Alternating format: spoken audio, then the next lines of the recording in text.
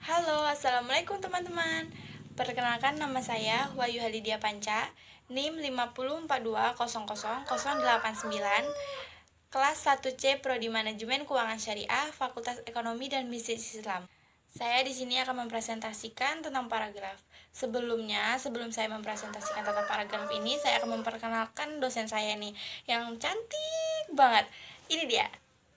Ini adalah dosen saya, bernama Ika Panggi Wahyu Ningtyas MPD. Lahir pada tanggal 1 September tahun 1990. Ini adalah suami dan anaknya yang imut banget. Ya imut seperti saya, hehehe. Paragraf adalah sekelompok atau seperangkat kalimat yang tersusun dari suatu kalimat penjelas maupun kalimat pokok. Kalimat pokok adalah suatu kalimat yang terdiri dari masalah atau kesimpulan dari paragraf itu sendiri. Jenis-jenis paragraf. Pertama, paragraf narasi. Paragraf narasi adalah suatu jenis paragraf yang menceritakan suatu kejadian atau peristiwa yang berdasarkan urutan waktu. Paragraf deskripsi. Paragraf deskripsi adalah suatu paragraf yang merupakan penggambaran dari suatu kejadian atau peristiwa dengan kata-kata sehingga pembacanya itu seolah-olah ikut merasakannya. 3. Paragraf eksposisi. Paragraf eksposisi adalah suatu paragraf yang bertujuan untuk memaparkan, menyampaikan informasi, mengajarkan, menjelaskan, dan juga menerangkan ke topik si pembacanya. 4. Paragraf argumentasi adalah jenis paragraf yang mengungkapkan ide gagasan atau pendapat penulis dengan disertai bukti atau juga fakta yang terjadi. 5. Paragraf persuasi adalah paragraf yang suatu bentuk atau jenis karangan yang mempunyai tujuan membujuk pembacanya supaya ingin membuat sesuatu sesuai dengan keinginan penulisnya.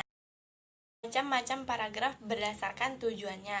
1. Paragraf pembuka biasa memiliki sifat ringkas, menarik, dan bertugas menyiapkan pemikiran pembacanya kepada masalah yang akan diuraikan. 2. Paragraf penghubung berisi inti masalah serta hendak disampaikan kepada pembaca. 3. Paragraf penutup biasanya berisi kesimpulan atau gagasan kembali atau penegasan kembali untuk eksposisi mengenai hal-hal yang dianggap penting. Macam-macam paragraf berdasarkan letak kalimat utama. 1. Paragraf dedukatif ditandai dengan tempatnya kalimat utama, diawali paragraf, dan dimulai dengan pertanyaan umum yang disusun dengan uraian atau penjelasan khusus. 2. Paragraf induktif ditandai dengan terdapatnya kalimat utama di akhir paragraf dan diawali dengan uraian atau penjelasan bersifat khusus dan diakhiri dengan pertanyaan umum. 3.